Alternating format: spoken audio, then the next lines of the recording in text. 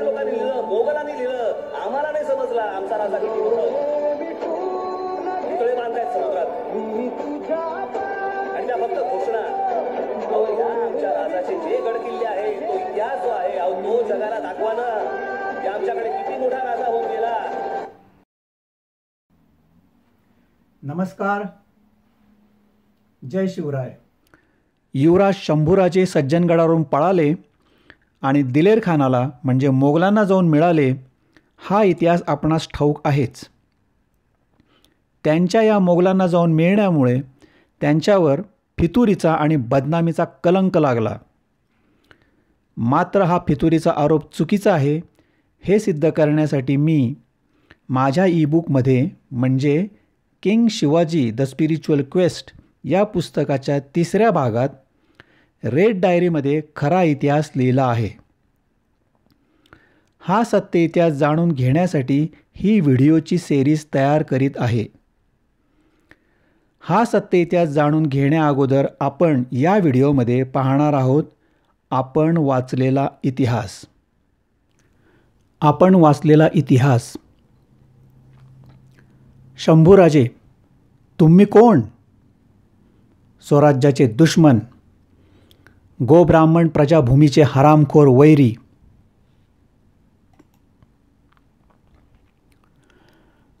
स्मशानातील ती भयान शांतता, पण या शांततेचा घुबडांच्या गुदकाराने आणि प्रेतात्मांच्या हसण्या खिदळण्याने मध्येच भंग होई. भुईवर सर्प अजगरांचा वावर, सर्वत्र अंधाराचे साम्राज्य, पण त्यात दिसत घुबडांचे लुकलुकणारे डोळे, उडणारे वटवागळे आणि अंधारातही दिसणाऱ्या पांढऱ्या कवट्या. पण विक्रमादित्याने आपला हट्ट सोडला नाही. तो चालत गेला. झाडावरील लोंबकळणारे प्रेत काढून त्याने खांद्यावर टाकले आणि परत फिरला. त्यावेळी प्रेतात बसलेला वेताळ बोलू लागला.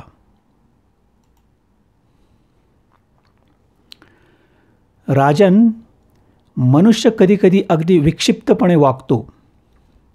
तो असे का वागतो हे एक गूढ किंवा कोडेच आहे. जन्मसिद्ध अधिकार मिळालेला असताना तो अधिकार हिरावला जाईल या भीतीने म्हणा, किंवा त्या अधिकाराला आपण कसे पात्र आहोत हे सिद्ध करण्यासाठी म्हणा, तो अशी एखादी गोष्ट करून बसतो जी पुढे त्याच्या कायमच्या बदनामीला कारणीभूत ठरते. डॉन चित्रपटातील प्राणचा डायलॉग तुला आठवतच असणार. लंगडा होऊन तुरुंगात खितपत पडलेला प्राण त्याच्या वयस्कर साथीदाराला म्हणतो,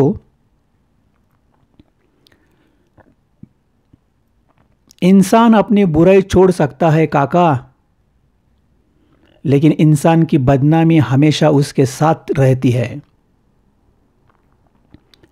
नेमका असाच बदनामीचा कलंक एका राजपुत्राला लागला. त्या राजपुत्राची गोष्ट तुला सांगतो, नीट ऐक. आणि वेताळ गोष्ट सांगू लागला.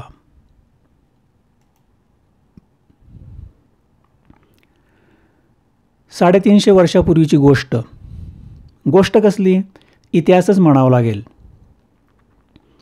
छत्रपती शिवाजी महाराज दक्षिण दिग्विजय करून जून 1678 रायगडावर परत आले. महाराज 2.25 वर्ष स्वराज्यात नव्हते, तरीही मोरोपंत, अनाजीपंत किंवा अन्य सरदार गप्प नव्हते. त्यांच्या दौडी चालूच होत्या. एक गोष्ट विशेष दिसून आली की या नव्या राजाचा धनी 2.25 वर्ष राज्यापासून दूर राहिला, तरीही येथील राज्यकारभार उत्तम चालू होता. जणू काही महाराजांनी ही परीक्षाच पाहिली की मी नसलो तर काय होईल. पूर्वी एकदा 6 महिने त्यांनी आग्र्याला जाऊन ही परीक्षा पाहिली. नंतरही 2.25 वर्ष दक्षिणेत जाऊन दुसऱ्यांदा परीक्षा पाहिली. आणि आता त्यांच्या मनात विचार डोकावू लागले की मी येथे मुळीच नसलो तर काय होईल. किती हृदयद्रावक कल्पना. पण केव्हा तरी कल्पना करून मागचा पुढचा हिशेब करायलाच हवा ना. हा विचार प्रजेच्या आणि भूमीच्या मायबापाने सततच करायचा असतो. कर्तव्यच असते ते. म्हणूनच महाराजांनी युवराज संभाजीराजांना राज्यकारभाराचे धडे द्यावयास प्रारंभ केला होता. त्यांना महाराजांनी आग्र्याला नेले ते याकरताच. मिर्झा राजांच्या मुअज्जमच्या भेटीसाठी पाठवले ते याचकरिता. पुढे म्हणजे दिनांक 16 जानेवारी 1671 रोजी त्यांना प्रत्यक्ष राज्यकारभारात घेतले तेही याचकरिता. त्यांना कलशाभिषेक केला तोही याच हेतूने. संभाजीराजांच्या अंगी शिवाजीराजांचे रक्त खेळत होते. त्यांच्या अंगी शिवाजीराजांहूनही बळ आणि पीळ निर्माण झाला होता. पण संभाजीराजांच्या ठायी शिवशाहीचा पोच निर्माण झाला नव्हता. बुद्धीने अजूनही ते अल्लडच राहिले होते. त्यातून हे तरुण वय म्हणजे मोठे चंचल.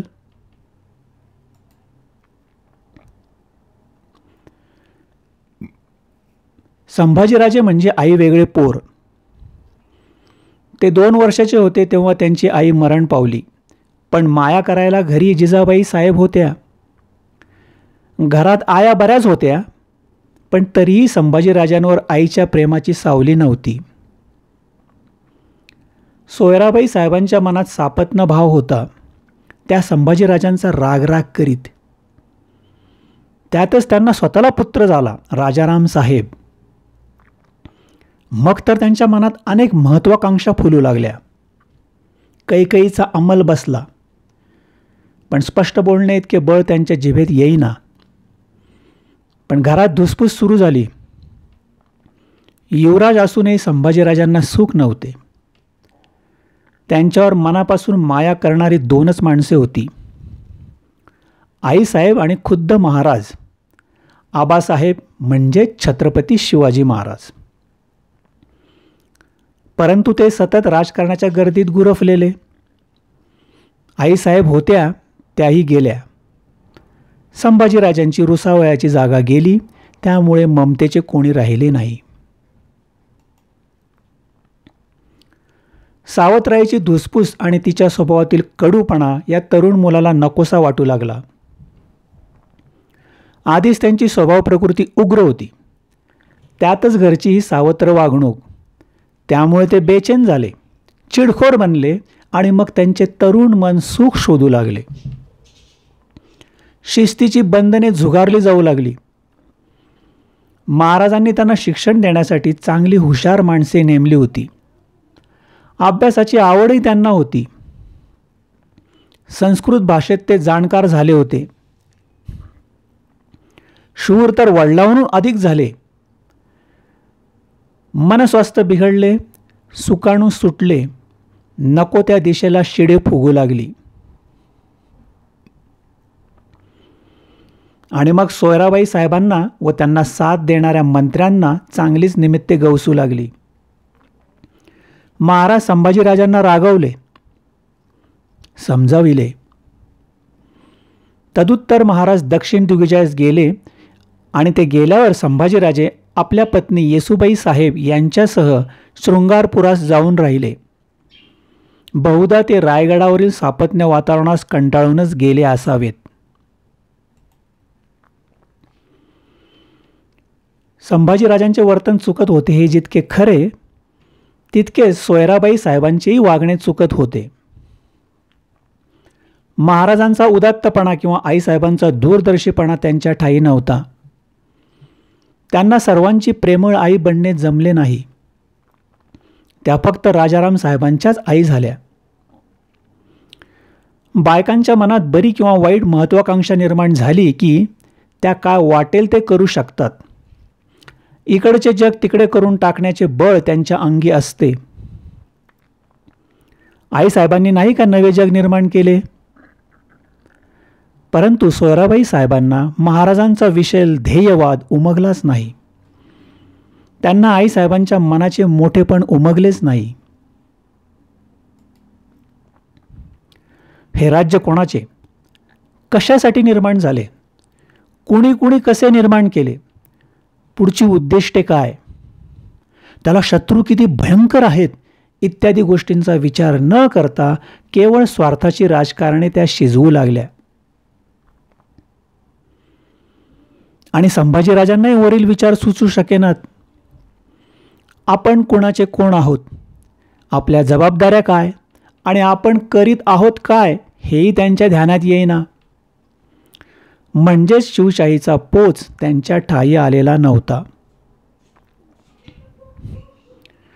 आणि सर्वात दुर्दैव म्हणजे आपल्या या पत्नीला आणि या पुत्राला आपल्या पूर्ण जरबेत ठेवून ताळ्यावर आणण्यास महाराज पूर्णपणे असमर्थ ठरले. संभाजीराजे शृंगारपुरास होते.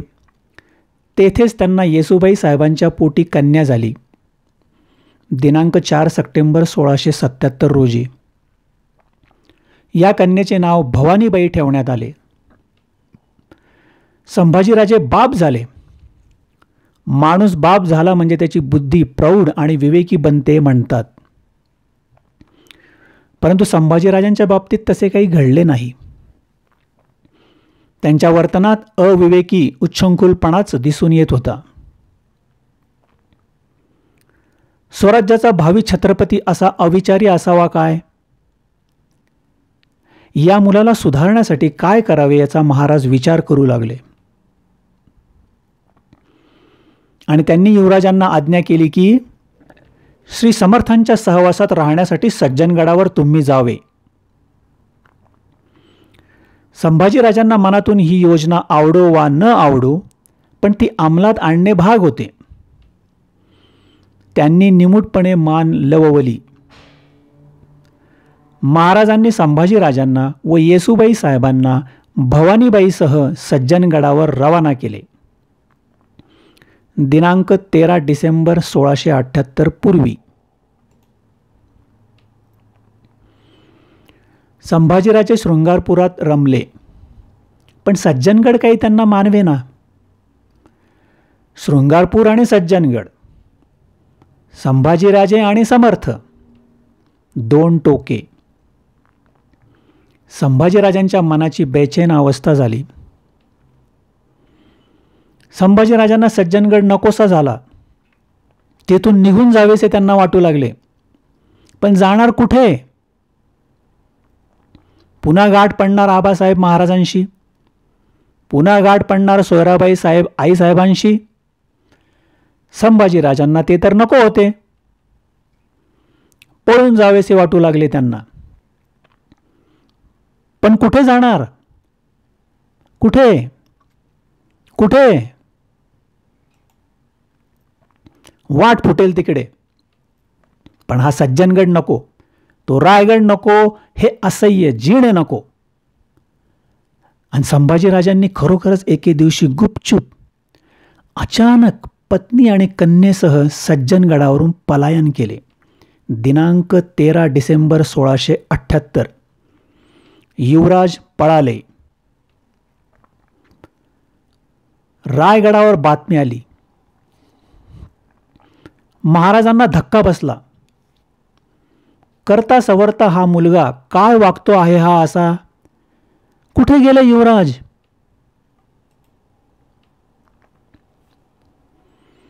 आणि भयंकर बातमी रायगडावर आली. भयंकर म्हणजे भयंकरच.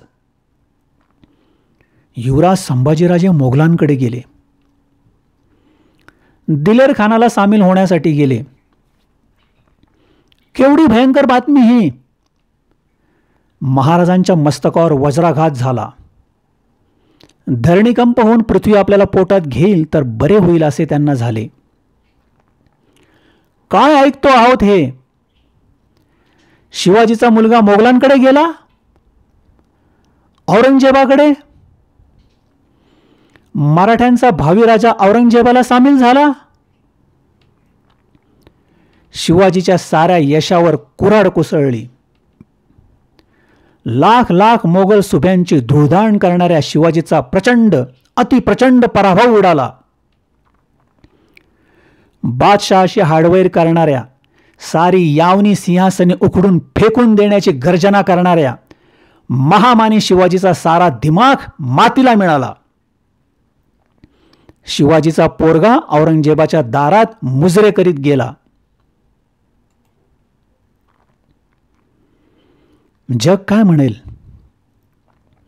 लाखो रुपये खर्च करून मराठ्यांची प्रतिष्ठा सिंहासनावर चढवलीस, पण अरे तुझ्या पोटच्या पोराने महाराष्ट्राच्या कडकडीत वैऱ्याच्या घरात बायको पोरांसह पाऊल टाकले. सूर्याचा किरण अंधाराला सामील झाला, फितूर झाला.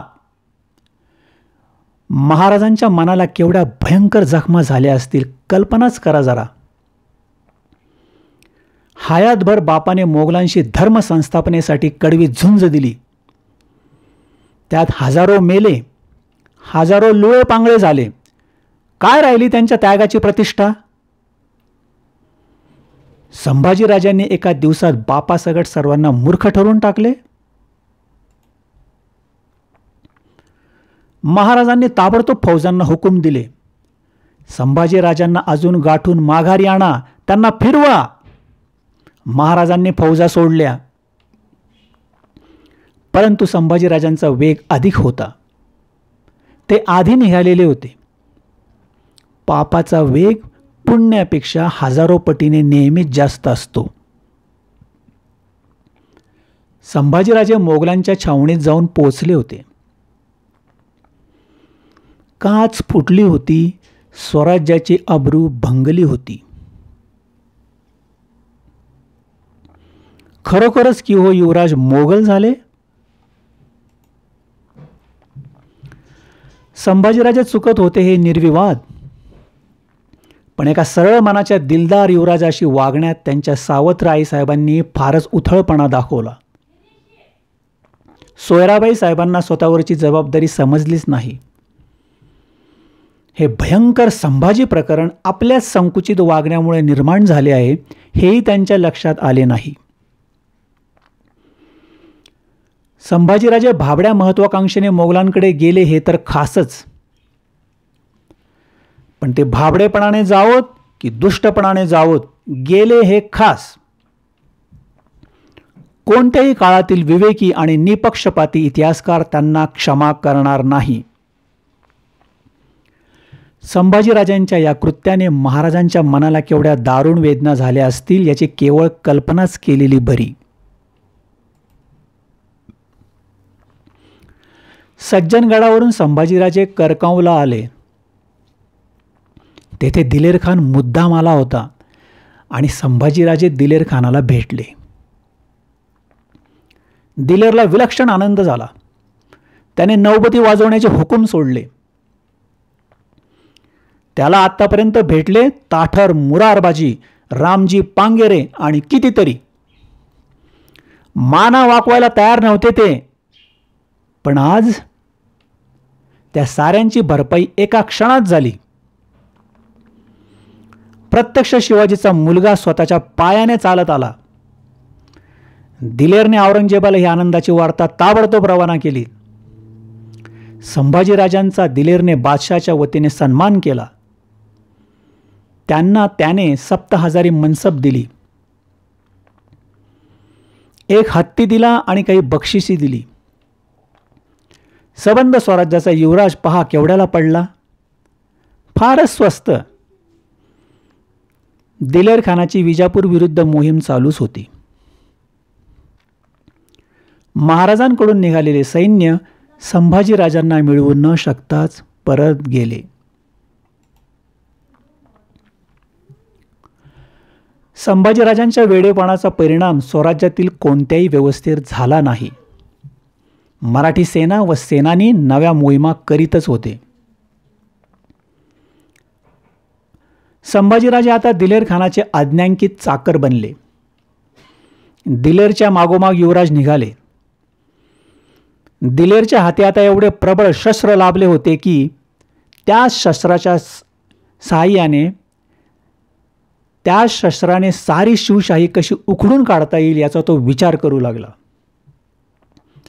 संभाजीला पुढे करून मराठी राज्यात दुफळी, बंड व फितुरी करण्याची स्वप्ने त्याला पडू लागली. परंतु स्वराज्यातील कोणताही सरदार, मंत्री, सुभेदार, ठाणेदार, किल्लेदार संभाजीराजांकडे म्हणजेच मोगलांकडे गेला नाही. एक संभाजीराजे मोगल झाले, पण सबंध स्वराज्यातील दुसरे कोणीही मोगल झाले नाहीत. सर्वजण मराठेच राहिले. खरोखरच ही विचार करण्यासारखी गोष्ट आहे. प्रत्यक्ष युवराजाने बापाविरुद्ध आघाडी उघडली तरी शिवशाही अभंगच राहिली. स्वराज्यातील एक बळकट किल्ला. दिलेरचे लक्ष या किल्ल्यावर गेले. या गडाचे नाव भूपालगड. गडावर फिरंगोजी नरसाळा हा किल्लेदार होता. खानाने संभाजीराजांसह भूपालगडाकडे मोर्चा वळवला. गडाखाली फौज आली. गडाच्या शेजारी असलेल्या एका उंच डोंगरावर खानाने काही तोफा रातोरात चढवल्या व दुसऱ्या दिवशी म्हणजे दिनांक 2 एप्रिल 1679 सकाळी त्या तोफांची सरबत्ती गडाच्या तटावर सुरू केली. फिरंगोजीने प्रतिकार सुरू केला. रणांगण धगधगले. उभय पक्षाची माणसे शेकड्यांनी ठार झाली. मोगलांचा हल्ला आला तेव्हा फिरंगोजीला कल्पना नव्हती किंवा नसावी की या शत्रूच्या फौजेत प्रत्यक्ष युवराज साहेब संभाजीराजे आहेत. फिरंगोजी जीव खाऊन प्रतिकार करीत होता. किल्ल्याच्या आसपासची अनेक कुटुंबे मोगलांपासून स्वतःचा बचाव करण्याकरिता गडावर आलेली होती. फिरंगोजीवर मोठी जबाबदारी येऊन पडली. तो तिखट भांडण मांडित होता. प्रत्यक्ष संभाजीराजे मोगलांकडून होते तरीही कडक प्रतिकार होत होता. तेव्हा संभाजीराजे हल्ल्याच्या तोंडावर आले आणि त्यांनी फिरंगोजीला भयंकर निरोप पाठविला की दरवाजा उघडावा, नाहीतर शिरच्छेद करीन, सर्व लोक मारीन. प्रत्यक्ष समोर आपला धनी उभा. प्रत्यक्ष संभाजीराजे. गडावरच्या सैन्यात गडबड उडाली. फिरंगोजीही बावरला. आता काय करावे? तोफेचा गोळा टाकावा कसा? प्रत्यक्ष धन्यावर तोफ डागावी कशी? फिरंगोजीने आतापर्यंत 15 दिवस ताणून धरले होते. पण संभाजीराजे समोर आल्याबरोबर मनाचे सारे तणाव तुटले. शौर्य होते पण धैर्य गळाले. फिरंगोजी किल्लेदार व विठ्ठल भालेराव सबनीस यांनी ठरविले की प्रत्यक्ष धनीच समोर आज्ञा करतात तेव्हा आज्ञा तरी कशी करावी? किल्ला मोकळा करून द्यावा. धनी आहेत. गडावरील लोक त्यांचीच रयत आहे. त्यांना त्यांची काळजी आहे. आपण गड सोडून महाराजांकडे निघून जावे. आणि रातोरात फिरंगोजी गडकरी व विठ्ठलपंत भालेराव गड टाकून महाराजांकडे निघून गेले. दुसरा दिवस उजळला म्हणजे दिनांक 17 एप्रिल 1679. गडावरच्या मराठ्यांनी गडाचे दरवाजे उघडले. अत्यंत ईर्ष्येने आणि हर्षाने संभाजीराजे व दिलेरखान गडावर चालून आले. पण प्रतिकार संपला होता. भूपालगडावरचे मराठी लोक आपल्या धन्यापुढे हात जोडून शरण आले होते.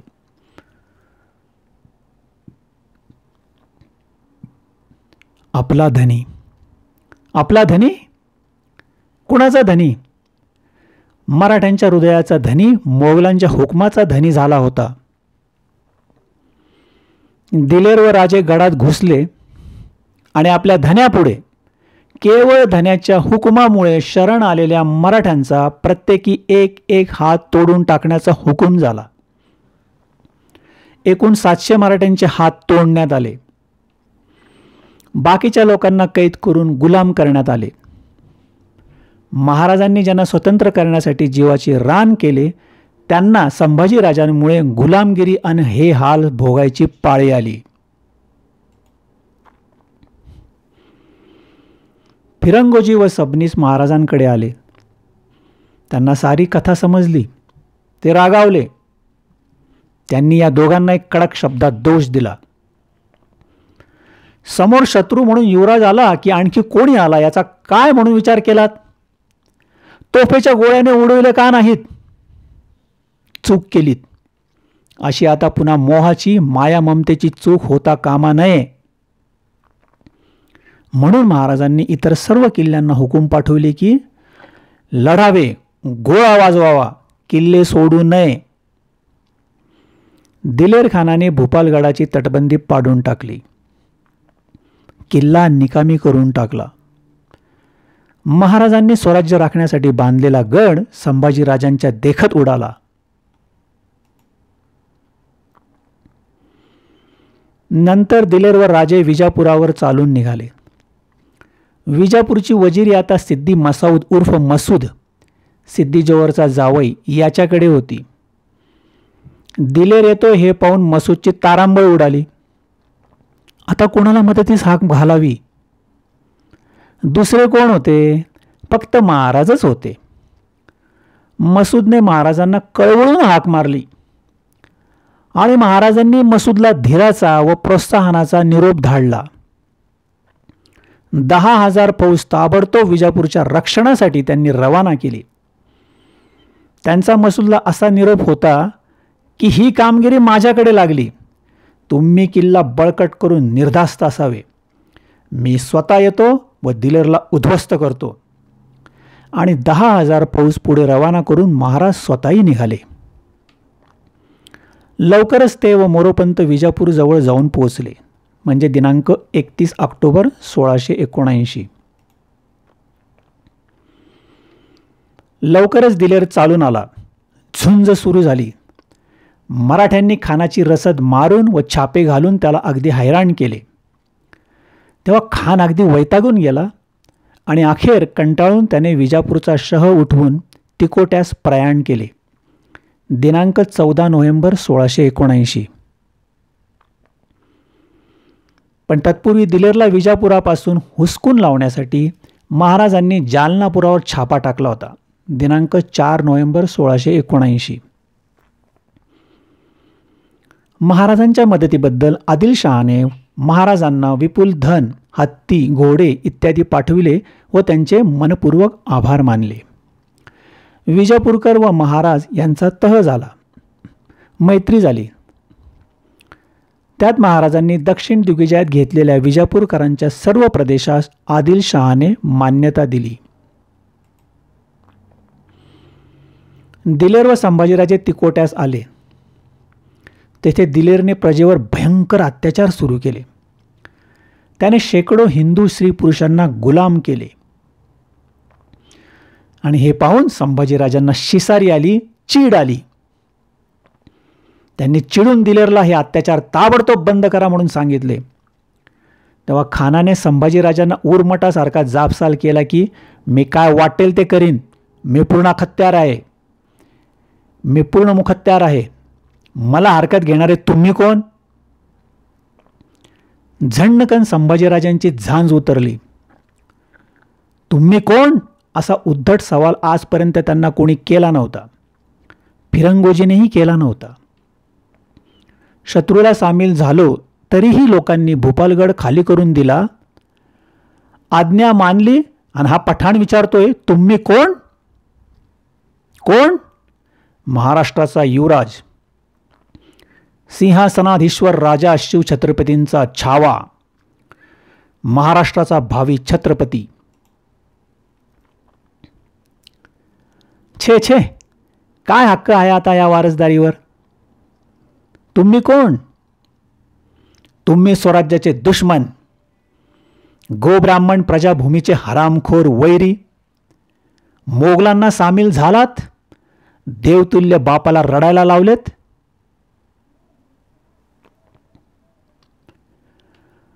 महाराजांचा शिंडलेला देह स्वराज्यासाठी अजूनही राबतच होता. दिलेरला विजापुरापासून हुसकावून लावून महाराजांनी मोगली मुलखावर चढाई सुरू केली. आनंदरावास त्यांनी माण व सांगोला प्रांतावर सोडले व स्वतः जालनापुरावर ते चालून निघाले. 4 नोव्हेंबर 1679. या साऱ्या घटना उत्तरेत औरंगजेबाला कळत होत्या. औरंगजेबाच्या डोक्यातील भयंकर कपट जागे झाले होते. शिवाजीचा शूर मुलगा आपल्या पदरी पडलेला पाहून त्याच्या तोंडाला पाणी सुटले. औरंगजेबाने दिलेरला गुप्तपणे निरोप पाठविला की संभाजीला कैद करून दिल्लीला पाठवा. आणि ही बातमी खुद्द संभाजीराजांना समजली. अखेर रात्रीच्या अंधारातून राजे सहकुटुंब सहपरिवार पळाले. दिनांक 20 नोव्हेंबर 1679 त्यांनी तडक विजापूर गाठले. विजापूरचा वजीर मसूद याने त्यांचे चांगले स्वागत केले. विजापूरहून तडक लांब लांबच्या दौडी मारीत मारीत राजे अखेर पन्हाळ्यावर येऊन दाखल झाले. दिनांक 4 डिसेंबर 1679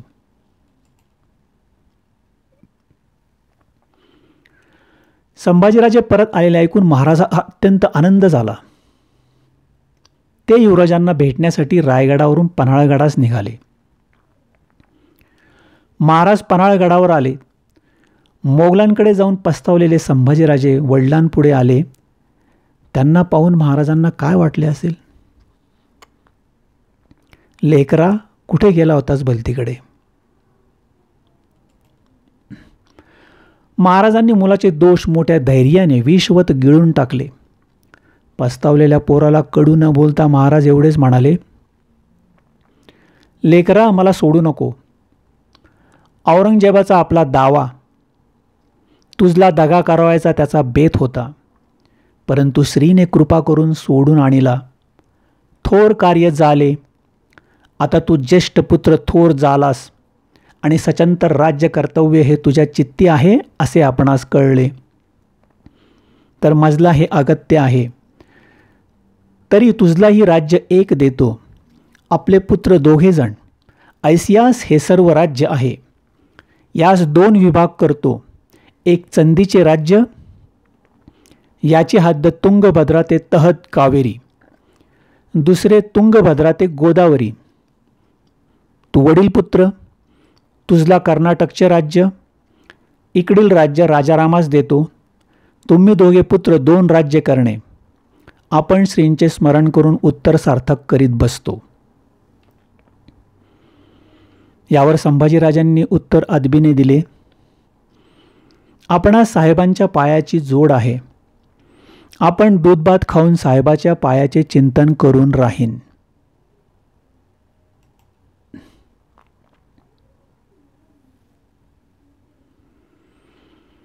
गोष्ट सांगून झाल्यावर वेताळाने विक्रमादित्याला प्रश्न विचारला, राजन, युवराज शंभूराजे असे विक्षिप्तपणे का वागले असावे बरे? त्यांचा तो भोळे बाबडेपणा होता की अविचार होता की स्वराज्याविरुद्ध हरामखोरी होती?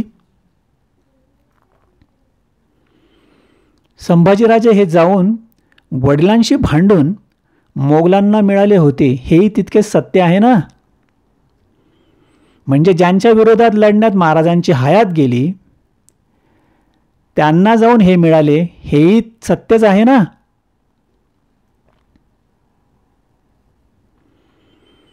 शत्रूला सामील होऊन फितुरी केली म्हणून शिस्तप्रिय महाराजांनी फितूर खंडोजी खोपडेचा एक हात व एक पाय तोडला. मग महाराजांनी फितूर संभाजीराजांना का माफ केले? आपला पुत्र आहे म्हणून? या प्रश्नांचे उत्तर जर तुला माहीत असूनही तू दिले नाहीस तर तुझ्या डोक्याची 100 शकले होऊन तुझ्या पायावर लोळू लागतील.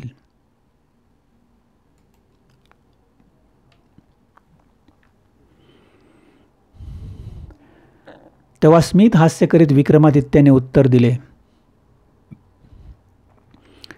युवराज संभाजीराजे वडिलांशी भांडून मोगलांना मिळाले होते हे मूळ सत्य नाही, सपशेल खोटं आहे ते.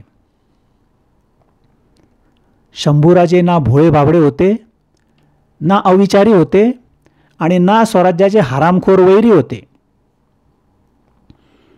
मुळात तुम्ही सांगितलेला इतिहासच चुकीचा आहे. खरा इतिहास वेगळा आहे. शंभूराजे दिलेर खानाला जाऊन भेटले हे खरे आहे. शंभूराजे दिलेर खान यांनी भूपालगडावर आक्रमण केले हे पण खरे आहे. पण म्हणून हा काही सत्य इतिहास होत नाही. खरे असणे आणि सत्य असणे यात फरक आहे. घटना घडली हे निश्चित, पण या घटनेच्या आधारे तुम्ही सांगितलेली गोष्ट सत्य इतिहास होत नाही. कारण ही गोष्ट सत्यावर आधारित नसून बखरकारांच्या, इतिहासकारांच्या तर्कावर आणि अज्ञानावर आधारित आहे. तुम्ही गोष्टीची मांडणी चुकीच्या तर्कावर केली आहे. याला पूर्वग्रह दूषितपणा कारणीभूत आहे. सत्य वेगळे आहे, पण ते अदृश्य स्वरूपात असल्यामुळे कोणालाच दिसले नाही व चुकीचा इतिहास लिहिला गेला. युवराज संभाजीराजे प्रकरणात उपलब्ध असलेले सर्व पुरावे भलेही त्यांच्या विरोधातील का असेना, शंभूराजे निर्दोष आहेत. एवढेच नव्हे तर त्यांचे दिलेर खानाला जाऊन भेटणे हा प्रसंग त्यांच्या बुद्धिमत्तेचा, निष्ठेचा, असामान्य धाडसाचा आणि स्वराज्य रक्षक असल्याचा सर्वोच्च दाखला आहे. कारण दिलेर खानाला मोगलांना जाऊन मिळावे अशी प्रत्यक्ष महाराजांचीच युवराज शंभूराजांना आज्ञा होती.